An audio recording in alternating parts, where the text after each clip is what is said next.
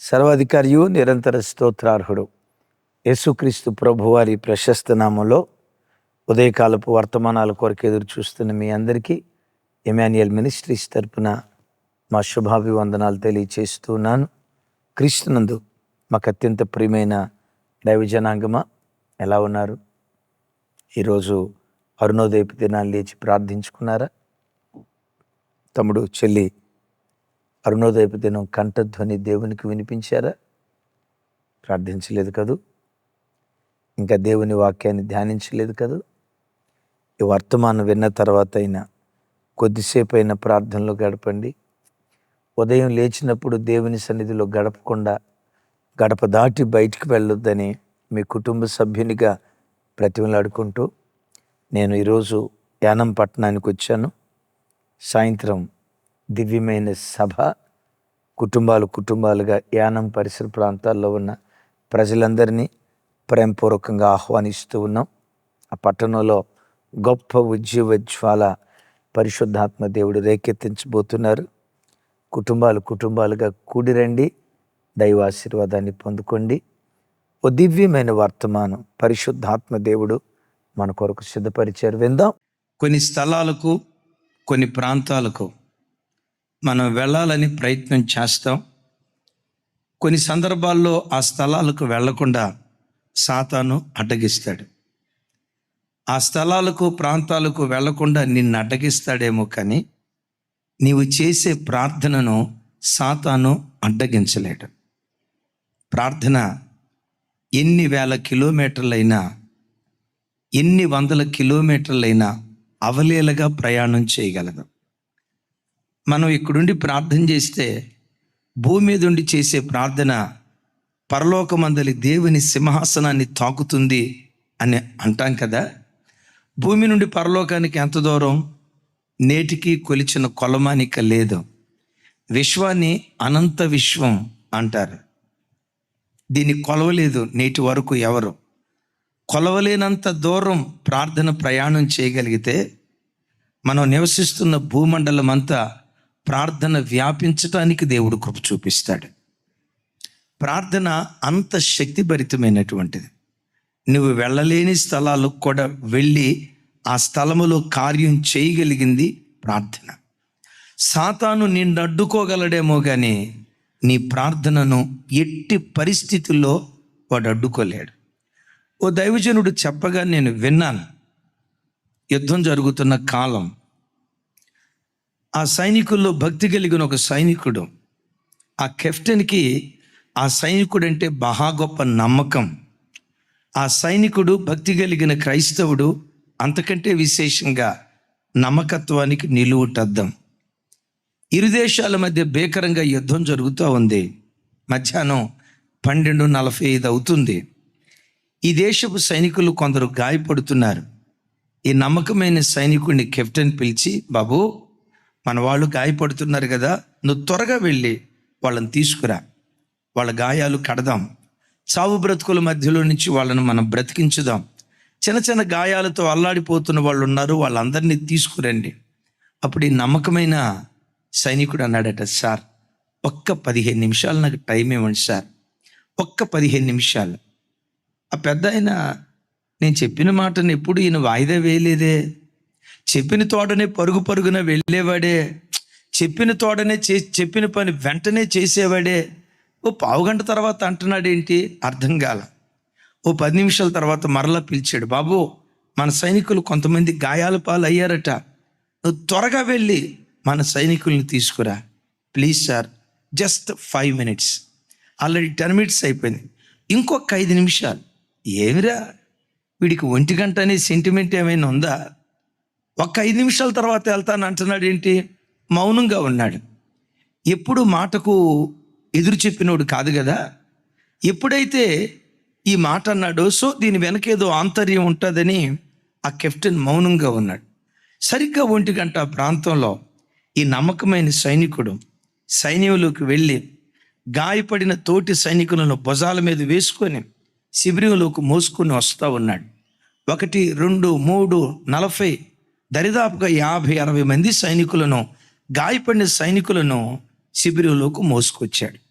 వాళ్ళ గాయాలన్నీ కడుతూ కెప్టెన్ అడిగాడట, బాబు నేను గాయపడిన వాళ్ళని తీసుకురా బాబు అని చెప్తే, ఓ పావు గంట ఆగండి సార్ అన్నావే, ఒక్క 5 నిమిషాలు ఆగండి సార్ అన్నావే, సరిగ్గా 1 గంటకు నువ్వు బయలుదేరావు. 1 గంట ఏమైనా నీకు శుభముహూర్తమా? 1 గంట ఏమైనా నీకు సెంటిమెంట్ ఉందా? ఎందుకు 1 గంట తర్వాతే నువ్వు బయలుదేరి వెళ్ళావు? అప్పుడు ఈ సైనికుడు చెప్పాడట, నా తల్లి భక్తి కలిగిన తల్లి సార్. నా తల్లికి ప్రార్థన ఒక అలవాటు. ఉదయం టిఫిన్ మనిషికి ఎట్లా అలవాటో, మధ్యాహ్నం లంచ్ మనిషికి ఎట్లా అలవాటో, సాయంత్రం డిన్నర్ మనిషికి ఎట్లా అలవాటో, మా అమ్మకు ఒక అలవాటు ఉంది సార్. ఆ అలవాటులో ఒక అలవాటు ఏంటో తెలుసా? ప్రతిరోజు మధ్యాహ్నం 1 గంటకి చేతులెత్తి 1 గంట నుండి 2 గంటల వరకు ప్రార్థన చేస్తూ ఉంటుంది సార్. మంచిదయ్యా, మీ అమ్మ ఉండేది ఎక్కడో దూరదేశం, దరిదాపుగా 500-600 కిలోమీటర్ల దూరం కదా, అక్కడెక్కడో తల్లి చేసే ప్రార్థన గురించి ఎందుకు చెప్తున్నావు? సార్, అక్కడెక్కడో నా తల్లి ఉండి ప్రార్థన చేస్తుంది, అక్కడెక్కడో ఉండి నా తల్లి చేసే ప్రార్థన యుద్ధ భూమిలో ఉన్న నాకు కవచంగా, కంచెగా మారిపోదు సార్.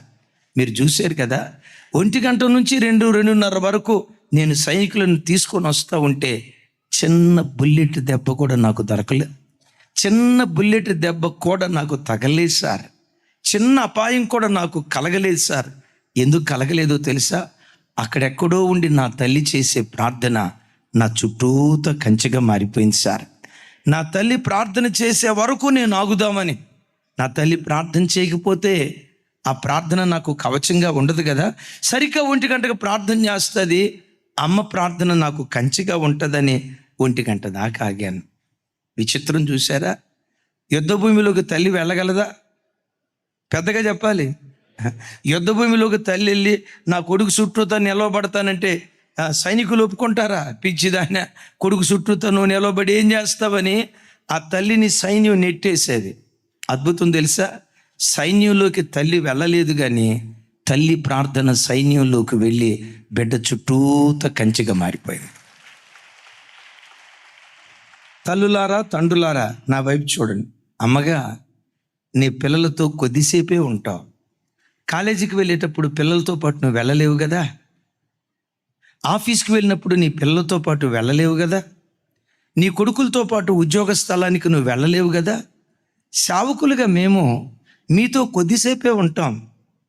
మేము ఉండాలనుకున్న మీరు ఉండరు కదా. మీరు అమావాస్య చంద్రుళ్ళు. పౌర్ణమి రోజు కనపడినట్లుగా ఆదివారం ఒక రోజు కనపడతారు, ఇక సోమవారం నుంచి శనివారం వరకు హానోకు మాయమైనట్టుగా మాయమైపోతారు. మరి ఎక్కడికి వెళ్తారో ఏమో, ఎంత బిజీయో నాకు తెలియదు, కానీ ఒక మాట చెప్తాను, మేము మీతో పాటు ప్రతి క్షణం ఉండలేము. అమ్మా, నీ పిల్లలతో పాటు నువ్వు ప్రతి క్షణం ఉండలేకపోయినా నీ ప్రార్థన ప్రతి క్షణం నీ పిల్లలతో పాటు ఉంటుంది. సేవకులుగా మీతో పాటు ప్రతి క్షణం మేము లేకపోయినా అరుణోదయపు దినాన్ని లేచి మేము ప్రార్థన చేస్తామే.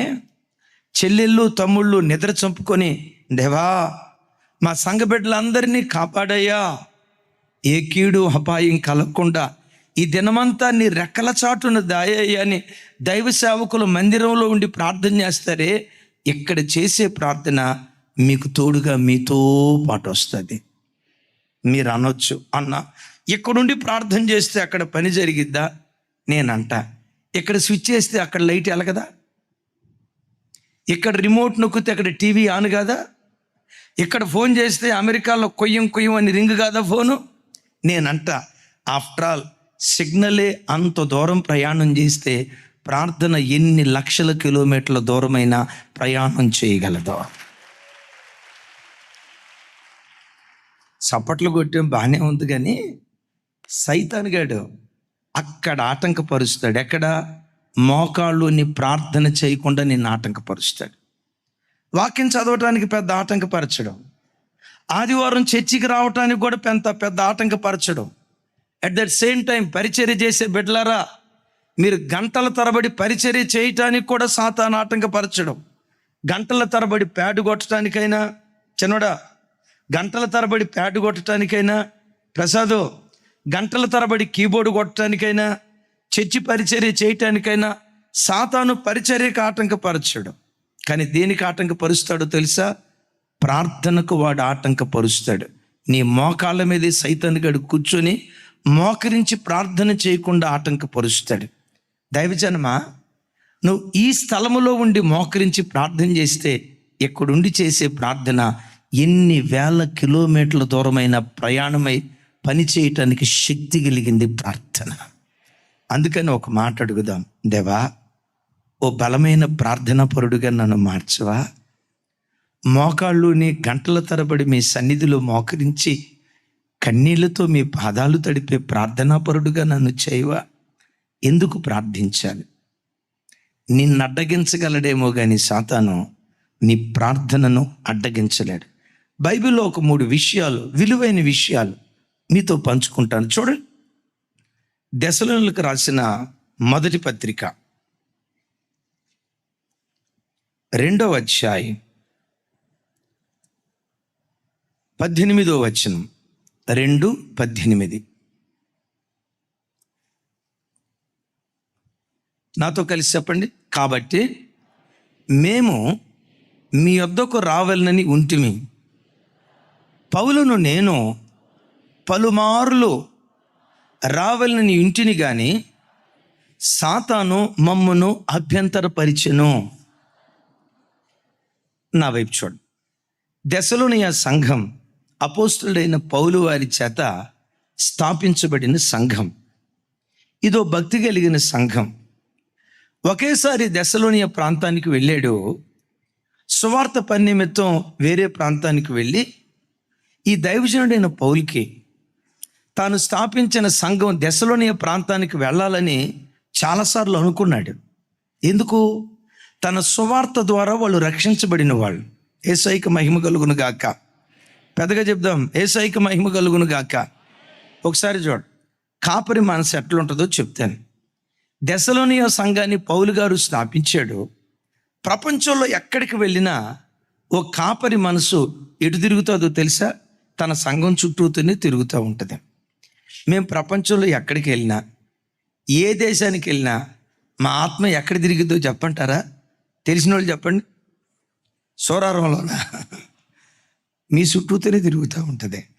మా పిల్లలు ఎట్లున్నారో, డేవిడనా నీది కంపెనీ చుట్టూతో తిరుగుతుందేమో, మా మనసు మాత్రం మీ చుట్టూతోనే తిరుగుతుంది.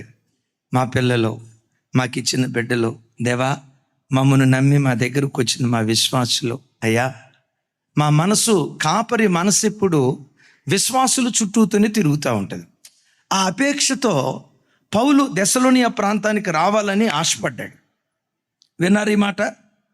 ఎన్నోసార్లు రావాలని ప్రయత్నం చేశాడు, కానీ సాతాను పౌలును ఆటంకపరిచాడు. దైవజనమా, దెసలోనియ ప్రాంతానికి వెళ్లకుండా పౌలును సాతాను ఆ రోజుల్లో ఎలా ఆటంకపరిచాడో ఈ రోజున కొన్ని దేశాల్లో, కొన్ని ప్రాంతాలలో ఊరి బయట ఎంట్రన్స్లో పెద్ద పెద్ద బోర్డులు వెలుస్తూ ఉన్నాయి. ఏమని బోర్డులు వెలుస్తూ ఉన్నాయి చెప్పండి? పాస్టర్లు స్వాగతం సుస్వాగతం, పాస్టర్లకు స్వాగతం సుస్వాగతం.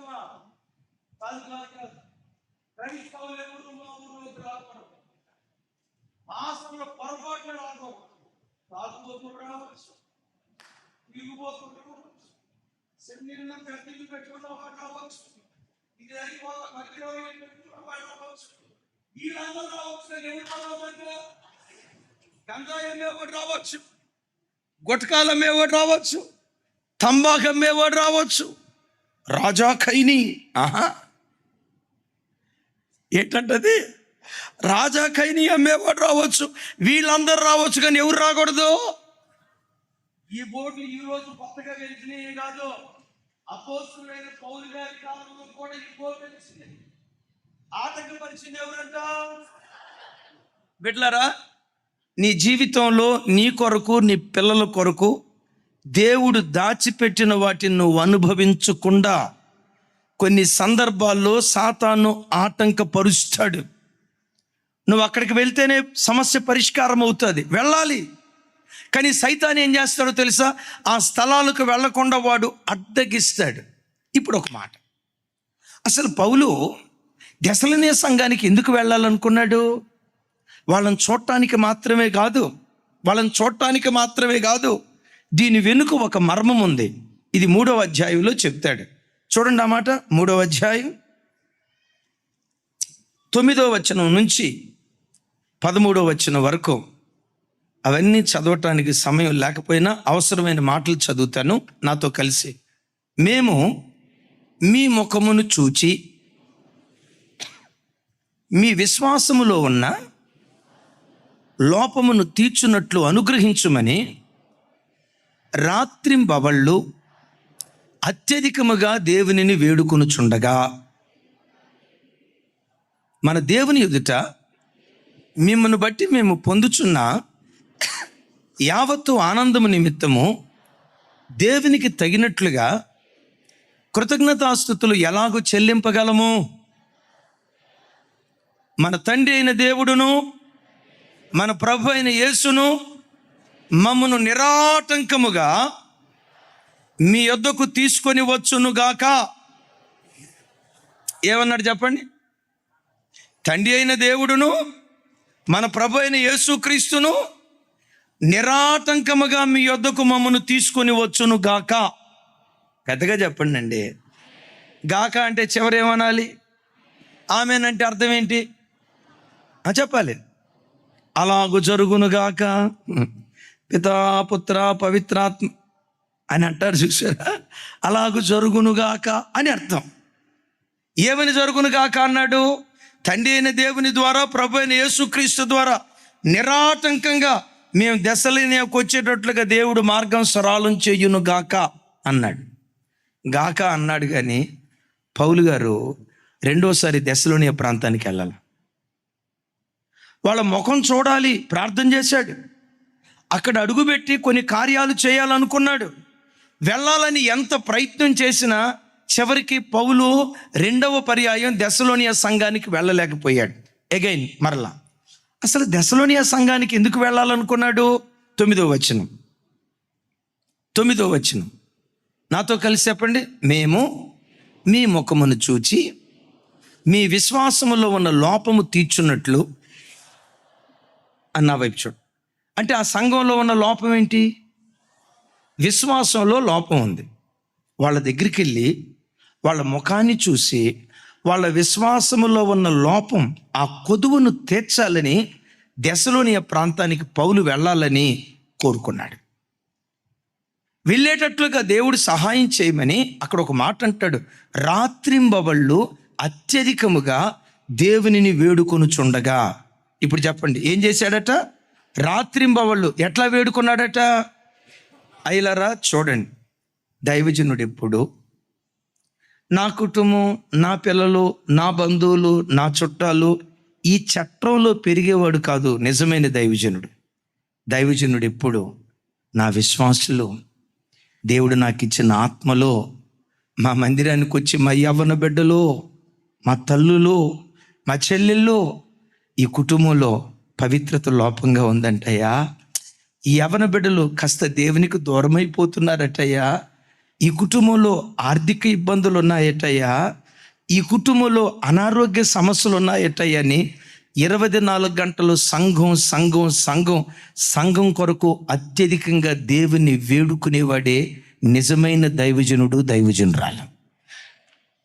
ఎప్పుడెప్పుడు ప్రార్థన చేశాడట? అప్పుడప్పుడు కాదు, అదే పొరపాటు.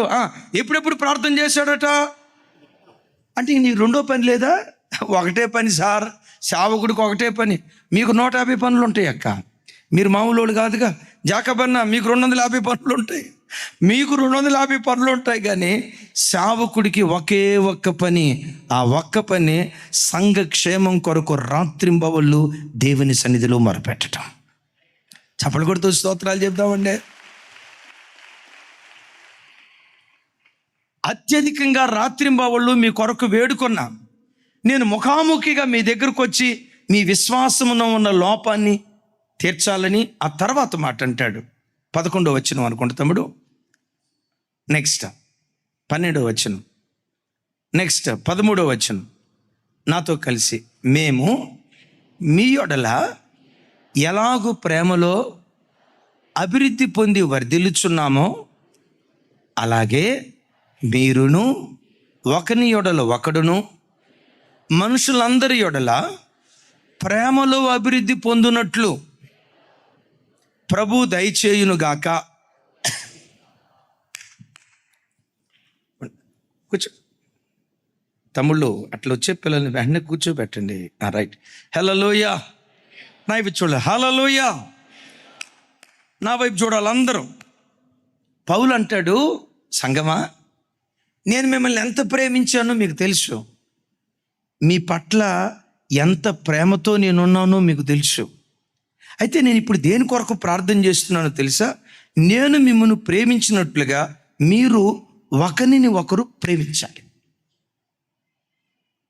ఒకరినొకరు మీరు ప్రేమించడం మాత్రమే కాదు, మిమ్మల్ని మీరు ప్రేమించడం మాత్రమే కాదు, మనుషులందరినీ ప్రేమించే ప్రేమికులుగా ప్రేమలో వర్ధిల్లాలని మీ కొరకు నేను ప్రార్థన చేస్తున్నాను. చప్పలు కొడుతూ స్తోత్రాలు చెప్దాం. విన్నారా ఈ మాట? మేము ఏ నిష్కలంకమైన ప్రేమతో మిమ్మల్ని మేము ప్రేమిస్తున్నామో ఇప్పుడు దేని కొరకు ప్రార్థన చేస్తున్నామంటే మీరు ఒకరినొకరు అదే ప్రేమతో ప్రేమించాలి. మిమ్మల్ని మీరు ప్రేమించడం మాత్రమే కాదు, మనుషులందరి యొడల ఎలాంటి ప్రేమను కనపరిచే ప్రేమమూర్తులుగా తీర్చిదిద్దబడాలని, ప్రేమలో వర్ధిల్లాలని మీ కొరకు నేను ప్రార్థన చేస్తున్నాను అంటాడు. యేసయ్యకు మహిమ కలుగును గాక. బిడ్డలారా, ఈ రోజున చాలా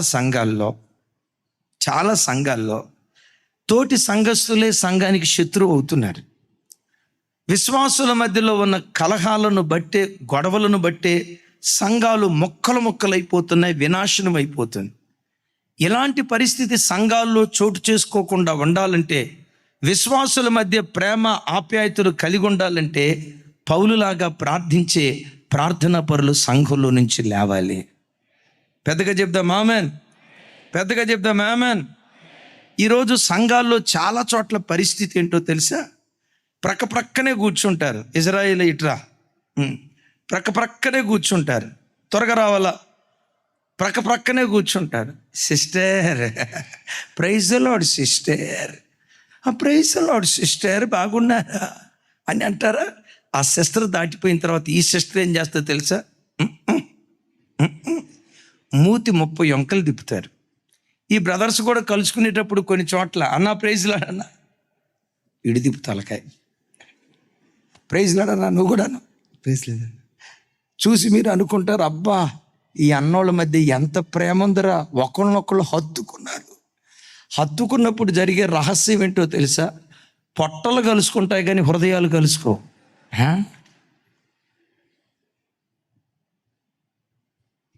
విన్నారా? పొట్టలు కలుసుకుంటాయి. మీరు అనుకుంటారు, అబ్బా ఈ చైతన్య బ్రదర్కి జెర్మియానకి ఎంత ప్రేమో కదా, ఈ రాజేష్ బ్రదర్కి జెర్మియానకి ఎంత ప్రేమో కదా. మన మధ్యలో ఇప్పటికీ ఆ ప్రేమ ఉంటుంది. వరకు పేర్లు చెప్తున్నా, అబ్బాబ్బా జెర్మియానకి నగేష్కి ఎంత ప్రేమ ఉందో కదా, అబ్బాబ్బా ఎంత ప్రేమ కలిగిన వాళ్ళు కదా అని అనుకుంటారు. ఇక్కడ విచిత్రం ఏంటంటే కలుసుకున్నప్పుడు పొట్టలు కలుసుకుంటాయి కానీ హృదయాలు మాత్రం పరలోకానికి పాతాళానికి ఎంత దూరమో. ఇప్పుడు వీళ్ళిద్దరి మధ్యలో మనం జొరబడి పంచాయతీ తీర్చలేం. ఎందుకు తీర్చలేం? నా వైపు చూడండి. కరవమంటే కప్ప కోపం, విడవమంటే పాము కోపం. మనం న్యాయం తీర్చాలంటే ఏదో ఒకటి చెప్పాలి కదా. అప్పుడు న్యాయం తీర్చినప్పుడు వీళ్ళిద్దరిలో ఎవరో ఒకరికి శత్రువులు అయిపోతాం. కొన్ని సందర్భాల్లో మనం ప్రవేశించలేం, మనం అడుగు పెట్టలేం. అడుగు పెట్టడానికి కూడా సాతాను కొన్నిసార్లు ఆటంకపరుస్తాడు. అలాంటి పరిస్థితుల్లో మోకాళ్ళని నువ్వు ప్రార్థన చేస్తే నువ్వు వెళ్ళలేని స్థలాలకు కూడా ప్రార్థన వెళ్ళి అక్కడ పని చేయటం దేవుడు ప్రారంభిస్తాడు. నా మాట విన్నారు కదా. మొదటి పత్రికలో పలుమార్లు మీ దగ్గరకు రావాలనుకున్నా, మీ ముఖం చూడాలనుకున్నా, మీ విశ్వాసంలో ఉన్న లోపాలు తీర్చాలనుకున్నా, మీరు ప్రేమలో వర్ధిల్లేటట్లుగా మీకు కొన్ని హెచ్చరికపు మాటలు చెప్పాలనుకున్నా, దేవుడు ఇలా జరిగించునుగాక, మా రాకడకు మార్గము దేవుడు సరాలము చేయునుగాక అని అన్నాడు. ఈ నన్న పౌలు అక్కడికి వెళ్లకుండా సాతాను ఆటంకపరిచాడు. చరిత్రకారులు చెప్తారు, అపోస్తుడైన పౌలు గారు దెసలోనియ సంఘానికి వెళ్ళింది ఒకే పర్యాయం. చాలా పర్యాయాలు వెళ్ళాలనుకున్నాడు, కానీ వెళ్ళాలనుకున్న ప్రతిసారి సాతాను పెద్దగా చెప్పాలి సరే ఇక ఆటంకపరిచేసరికి, అయ్యా వాళ్ళలో ఉన్న విశ్వాసపు లోపాన్ని తీర్చేయా, ఆ లోయలు పూడ్చేయా, వాళ్ళు ప్రేమలో వర్ధిల్లేటట్లుగా సహాయం చేయ్యా అని ఎక్కడెక్కడో ఉండి ప్రార్థన చేశాడు. మరి ప్రార్థన వారిలో పనిచేసిందా లేదా తెలియాలంటే దెసలోనికీయులకు రాసిన 2వ పత్రిక 1వ అధ్యాయం 3వ వచనం.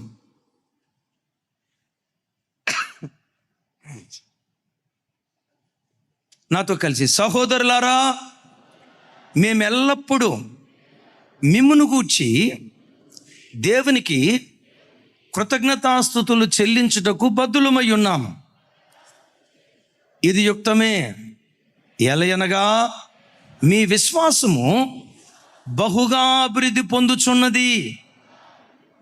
మీ అందరిలో ప్రతివాడును ఎదుటివాని యొడల చూపు ప్రేమ విస్తరించుచున్నది. చప్పలు కొడితే యేసయ్యకు స్తోత్రాలు చెప్దాం. ఇప్పుడు 2వ పత్రికలో ఏమంటాడు? మీ విశ్వాసము, చెప్పాలి నోరు తెరిచి, మీ విశ్వాసము, పెద్దగా చెప్పాలి, మీ విశ్వాసము బహుగా విస్తరిస్తుంది. 1వ పత్రికలో ఏమన్నాడు? మీ విశ్వాసంలో లోపం ఉందన్నాడు. 2వ పత్రికలో ఏమన్నాడు? మీ విశ్వాసము బహుగా విస్తరిస్తుంది అన్నాడు. మీరు ఒకరినొకరు ప్రేమించట్లేదు అన్నారు. ఇక్కడేమంటాడు? మీ అందరిలో ప్రతి వాడును ఎదుటివాడి ఎడల చూపు ప్రేమ విస్తరించింది అన్నాడు.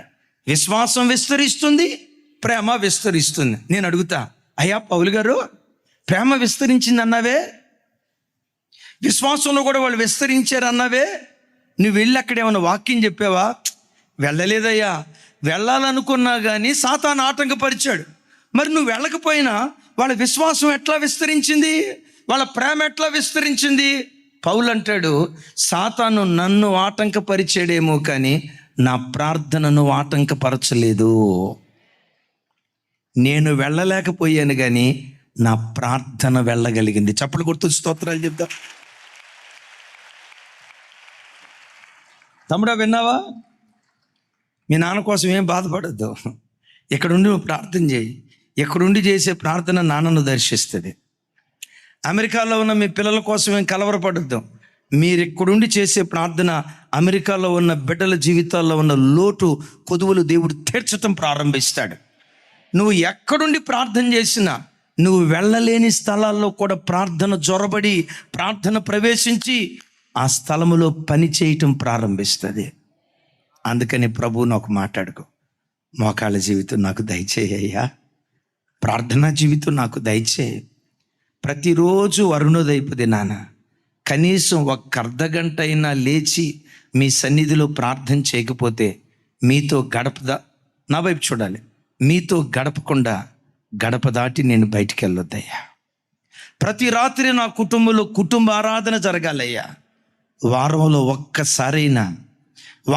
ఒక్కసారైనా కడుపు చంపుకొని, ఆకలి చంపుకొని, నిద్ర చంపుకొని, ఉపవాసముతో నీ పాదాలు ఎదుర్కొనే కృప నాకు దయచేయ్యా. అలా నువ్వు ప్రార్థన చేస్తే ఆత్మీయతలో అంతకంతకు వృద్ధి పొందేటట్లుగా దేవుడు కార్యం చేస్తాడు. ప్రేమలో వృద్ధి పొందారా లేదా వాళ్ళు? విశ్వాసంలో వృద్ధి పొందారా లేదా వాళ్ళు? పౌలు వెళ్ళాడు ఆ స్థలానికి? పౌలు వెళ్ళలా, పౌలు ప్రార్థన వెళ్ళింది. సాతాను పౌలును ఆటంకపరిచాడు, పౌలు ప్రార్థనను ఆటంకపరచలేకపోయాడు. చప్పలు కొడుతూ స్తోత్రాలు చెప్తారు. అవును, కొన్ని స్థలాలకు మనం వెళ్ళలేము, వెళ్ళటానికి అవకాశం దొరకదు. నీ వెళ్ళటానికి అవకాశం దొరకదేమో కానీ నీ ప్రార్థన వెళ్ళటానికి తప్పకుండా అవకాశం ఉంటుంది. పరిశుద్ధ గ్రంథమైన బైబిల్లో ప్రార్థనను ధూపంతో పోలిస్తారు. ఒకసారి చెప్పండి. సాయంకాలము నేను చేతులెత్తుట నైవేద్యం వలె నా ప్రార్థన ధూపం వలె నీ సన్నిధికి చేరునుగాక. ఏమంటే అటు నుంచి మనిషి వస్తున్నాడు, నా వైపు చూడండి, అటు నుంచి మనిషి వస్తున్నాడు. మనిషి ఇటువైపు రాకుండా అడ్డుకోగలమా లేదా? మనిషి ఇటువైపు రాకుండా మనం అడ్డుకోగలమా లేదా? నేనంట అటు నుంచి సాంబ్రాణి పొగ వస్తుంది. సాంబ్రాణి పొగ వస్తుంటే ఆగిపో ఆగిపో ఆగిపోయి ఇట్లా అన్నావు అనుకోండి, అటు వెళ్ళిపోద్ది. అటు వెళ్ళిపోతున్నాను ఇటు అన్నావు అనుకో, ఇటు వెళ్ళిపోద్ది. ఇటు వెళ్తున్నాను ఇట్లా అన్నావు అనుకో, అట్లా కాదు. ఇట్లా నిలవబడ్డావు అనుకో, నీ సంఖ కింద గుండా వెళ్ళిపోద్ది, నీ తల మీదకి వెళ్ళిపోద్ది, నీ చెవుల్లో గుండా వెళ్ళిపోద్ది. ఇంకా అద్భుతం, నీ ముక్కులు గుండా దాటుకుంటూ వెళ్ళిపోద్ది. ధూపాన్ని ఎవడు ఆపలేడు, ప్రార్థనను కూడా ప్రపంచంలో ఎవ్వడు ఆపలేడు. గనుక దేవుని వాక్యం ప్రార్థనను ధూపంతో పోలుస్తూ ఉంది. ప్రార్థన ఎంత గొప్ప కార్యం చేయగలదో ఒక అద్భుతమైనటువంటి సన్నివేశం. ఆ తల్లి బహు అందగత్తె. ఆ తల్లి పేరు బైబిల్లో మహా గొప్ప అందగత్తె. విచిత్రం తెలుసా, 90 సంవత్సరాల వయసు వచ్చిన ఆ తల్లి అందం తరగలేదు. ఎవరు ఆ తల్లి? ఆ తల్లి అందం తరగల. 90 సంవత్సరాల వయసు. దానికి మునుపు ఐగుప్తు దేశానికి వెళ్ళాడు అబ్రహాం. ఆ దేశం ఎంత గొప్ప దేశమో తెలుసా? ఈ శారమ తల్లి అందాన్ని చూసి ఆవిడ అందాన్ని గూర్చి ఫరో రాజు దగ్గర పొగిడారట.